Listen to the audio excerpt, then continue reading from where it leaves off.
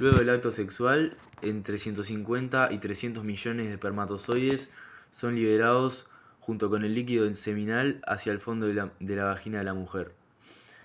Estas células presentan solo un juego de cromosomas, por lo que son haploides y se forman en los túbulos seminíferos de las gónadas masculinas. Los espermatozoides cuentan con un acrosoma, su cabeza, en donde se ubica el núcleo celular, seguido de una pieza media, la que llamamos cuello, que contiene mitocondrias y una cola o flagelo que permite su movilidad. El camino que van a recorrer presenta ciertos obstáculos. La primera es el pH ácido del medio vaginal. Para entonces disminuye notoriamente el número de espermatozoides con vida. El pH alcalino del semen protege a estos gametos de que mueran. Y luego la segunda barrera que deberán atravesar será el moco cervical del cuello uterino, hasta llegar al mismo. Al llegar al útero, entra en juego la quimiotaxia. Son reacciones que ayudan a los espermatozoides a ir hacia la trompa de falopio que tiene depositada el ovocito. Algunos de los espermatozoides se dirigirán hacia la trompa de falopio errónea y morirán. El resto continuará su camino hacia el ovocito. La presencia de los espermatozoides en las trompas de falopio refiere a que puede haber una posible fecundación. Las trompas de falopio cuentan con una cantidad muy grande de folículos que ayudan a los espermatozoides a trasladarse hacia el ovocito. Una vez los espermatozoides contemplan el ovocito, entra en juego el proceso de fecundación. El ovocito es originado gracias al ciclo ovárico.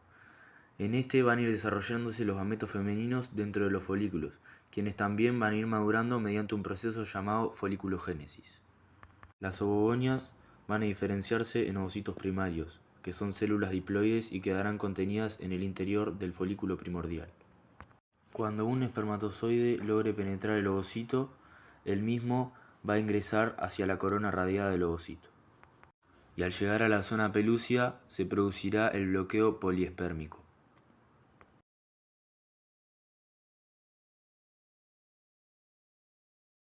El bloqueo poliespérmico evita que más espermatozoides ingresen y se genere una doble fecundación, causando además una ruptura del acrosoma.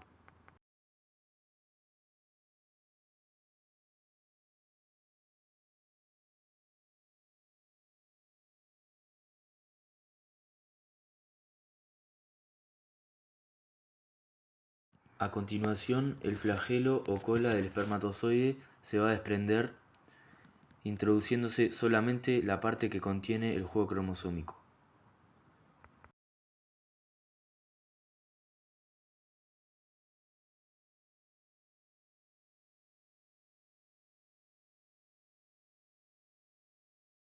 Luego se produce la singamia, lo que conocemos como la fusión de ambos pronúcleos, y lo que termina resultando en un cigoto o una célula diploide.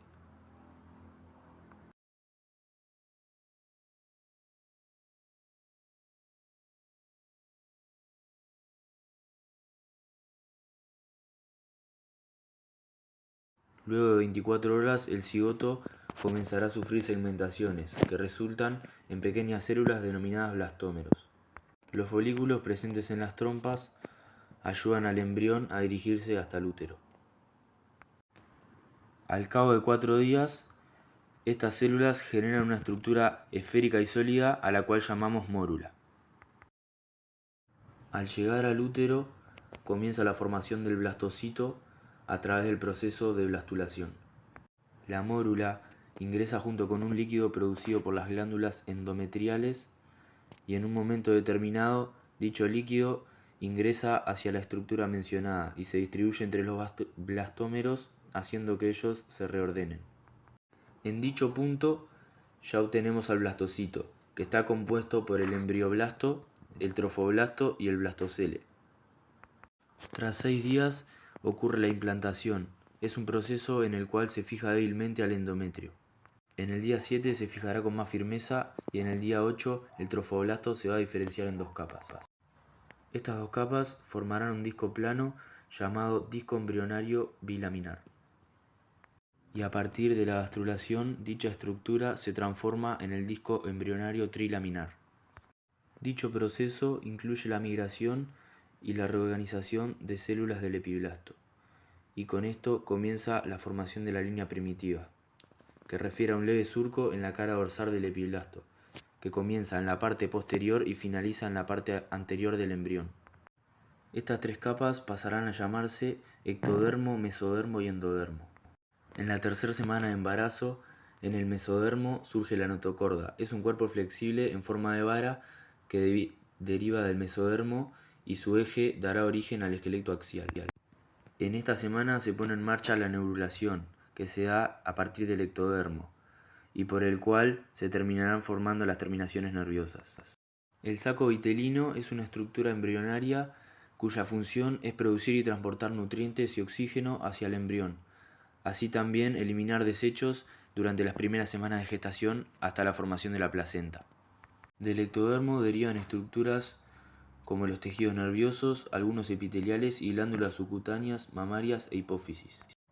A partir del mesodermo se generan tejidos conectivos, como el óseo, los musculares y los epitelios. Y el endodermo es la hoja embrionaria que origina ciertos epitelios, como por ejemplo el aparato digestivo y el respiratorio. Comienzan a generarse los vasos sanguíneos y la sangre se forma en el saco vitelino, y se va a originar el corazón que ya comenzará a latir. Para que sea posible el origen de todas las estructuras, se inicia el proceso de la diferenciación celular. Este refiere a las distinciones entre las células, tanto morfológicas como funcionales, sin que modifiquen su genoma. El cigoto da origen a todas las células, ya que es una célula totipotente y tiene el poder de dar origen a cualquier tipo celular. Luego el cigoto empieza a dividirse y pierde cierta capacidad de desarrollo, ya que no puede dar origen a un individuo totalmente nuevo. Por lo tanto decimos que es pluripotente. Las células pluripotentes pueden replicarse o diferenciarse, obteniendo como resultado células especializadas. A partir de la diferenciación celular comenzará la histogénesis. Quiere decir que los tejidos se van a organizar en órganos, y la organogénesis, que también da paso a sistemas y aparatos. En este proceso es crucial la presencia de los vasos sanguíneos, que aportan nutrientes y oxígeno.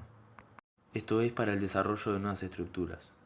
Luego, entre la semana 5 y la 8, desaparece la cola que había sido formada entre la semana 1 y 4. También aparecen dedos e inicia la osificación y la cara adquiere rasgos más humanos.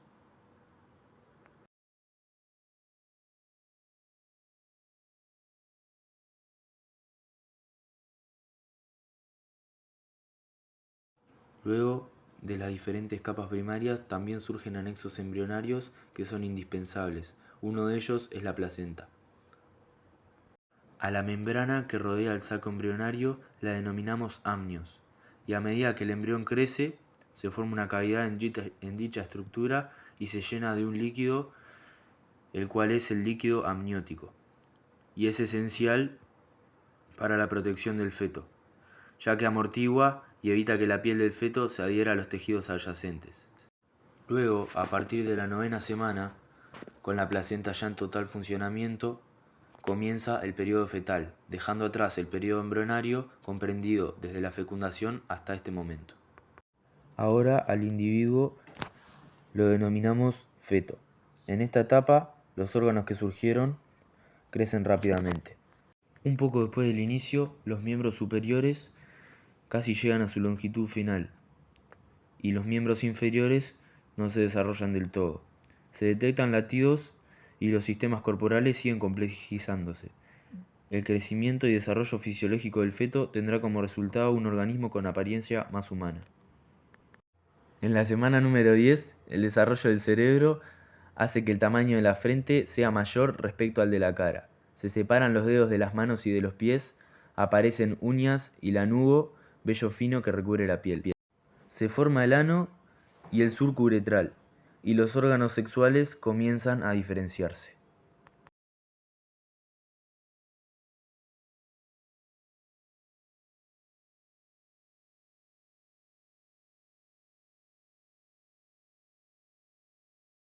El sistema nervioso se conformará de dos tipos de células, la neuroglía y las neuronas. Estas últimas están especializadas en la conducción de impulsos nerviosos y para las funciones como actividad de control de músculos y regulación de glándulas. En el segundo trimestre, otros reflejos cruciales comenzarán a desarrollarse, como continuos movimientos de respiración y reflejos coordinados de chupar y tragar, además de agarrar. Quien controla esto recibe el nombre de tronco cerebral y se sitúa por encima de la médula espinal y debajo de la corteza cerebral. Este es el encargado de varias funciones vitales. Regula el ritmo cardíaco, la respiración y la presión sanguínea.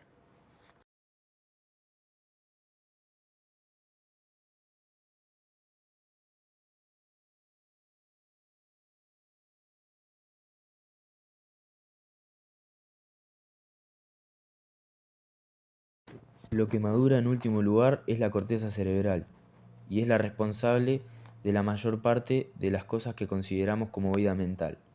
Por ejemplo, la experiencia consciente, las acciones voluntarias, el pensar, el recordar y el sentir. Entre la semana 18 y la semana 20 aproximadamente, la mamá comienza a sentir los movimientos del feto por primera vez. Ahora, los órganos genitales se encuentran en pleno desarrollo, tanto interna como externamente. Y en el caso de las mujeres, en sus ovarios ya se estarán formando los folículos que contienen los ovocitos primarios. Por lo tanto, diferenciar el sexo del feto va a ser más sencillo. Sus piernas y pies se terminan de moldear y el cartílago del cuerpo se transforma en hueso. Encontrándose en el útero, el feto realiza movimientos respiratorios, los cuales son esenciales para desarrollar músculos del pecho y crecimiento de los pulmones, quienes no terminan de formarse hasta la semana número 35. En este momento, el feto comienza a adquirir funciones simples de aprendizaje, como habituarse a un estímulo auditivo repetido, como un ruido fuerte apenas fuera del abdomen de la madre. También ve, experimenta emociones y comparte con ella sus cambios de humor y sensaciones. Su cabeza cada vez se adecua más al tamaño del resto de su cuerpo, y hay un aumento importante en el peso. Sus movimientos ya son muy enérgicos, y la coordinación muscular se encuentra mucho más desarrollada. En estos momentos, el feto tiene la capacidad de estirarse, bostezar e incluso dormir siestas. Cabe destacar que a partir de este momento, el feto ya tiene la capacidad de llorar y reír, es decir, de controlar sus emociones. Los órganos internos de sus oídos ya se desarrollaron lo suficiente como para tener la capacidad de enviar señales al cerebro, por lo que pronto comenzará a responder a muchos más sonidos y será capaz de percibir frecuencias de sonido mucho más altas. Aproximadamente en la semana 26, el feto abre por primera vez sus ojos, se separan sus párpados de los mismos y se forman las pestañas. Su piel es rosada y arrugada. Se estima que para este momento mide entre 27 y 35 centímetros y su masa aproximadamente es entre los 567 a 781 gramos.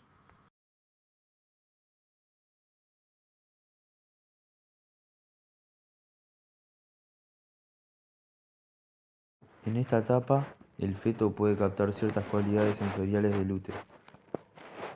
Y es por eso que varios bebés recién nacidos tienen la capacidad de responder a olores familiares como el de su líquido amniótico y sonidos como el del latido o la voz de la madre. De todas formas, al momento de su nacimiento, su corteza cerebral aún es muy primitiva y es gradual a la maduración de esta parte compleja del cerebro. Por eso los primeros años de su vida son tan esenciales para este proceso. A los 8 meses de embarazo, el feto mide alrededor de 38 centímetros y su masa es alrededor de 1,5 kilogramos. El mes número 9 es el último mes del embarazo, por lo tanto, está por suceder el nacimiento.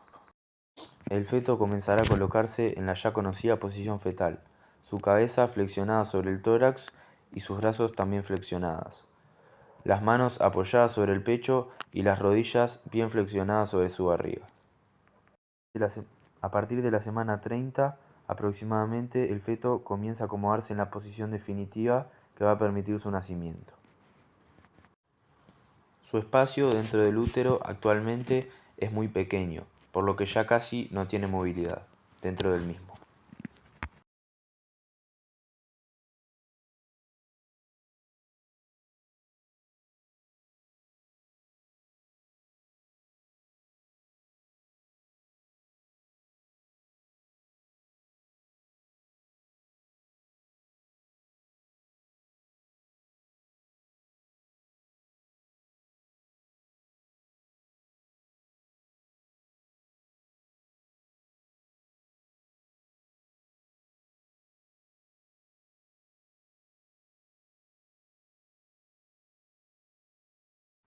Comienzan las contracciones en la mamá, siendo las mismas las que alteran la condición controlada, lo que quiere decir que empuja al feto hacia el cuello uterino.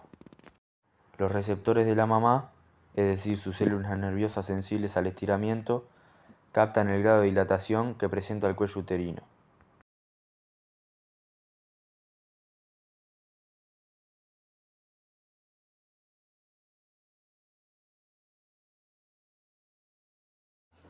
La epidural es la anestesia que permite que la mujer no sufra de dolor en el parto.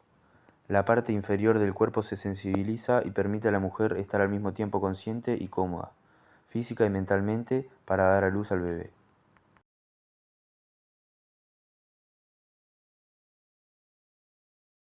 Con el trabajo de parto ya comenzado, dejamos atrás la etapa de dilatación, dando lugar a la etapa de expulsión.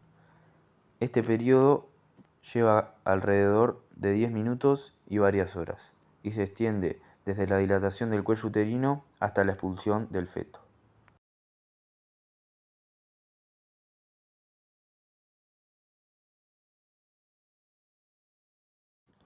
Ya comenzó la etapa de expulsión y por lo general la primer parte del cuerpo que sale del bebé es la cabeza, y luego el resto de su cuerpo.